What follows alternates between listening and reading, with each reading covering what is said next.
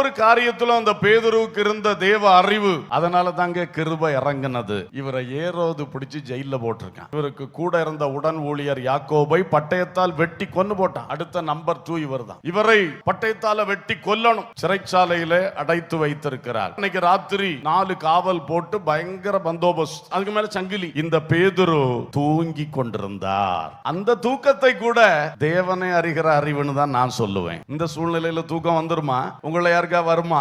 அந்த மனுஷன் அவ்வளவு தூரம் தேவனை அறிந்ததுனால தைரியமா தூங்கினார். என் கர்த்தரை மிஞ்சி ஒண்ணுமே இல்லை. ஏரோது என்ன செய்வான்? அடைச்சு போடுவான். வேற என்ன செய்வான்? வேணா கொன்னு போடுவான் போட்டு. ஆனா என் தேவன் யார்? தேவனை மிஞ்சி ஒண்ணு கிடையாது. என் முடியெல்லாம் அவர் எண்ணி வச்சிருக்கார். தேவன் அனுமதிக்காமல் என்னை ஒருவரும் தொட முடியாது. தேவதூதனை கர்த்தர் அனுப்பினார். கட்டுகள் எல்லாம் உடைக்கப்பட்டது, தடைகள் எல்லாம் தகர்க்கப்பட்டது. விடுதலையாய் வெளியே வந்தார்.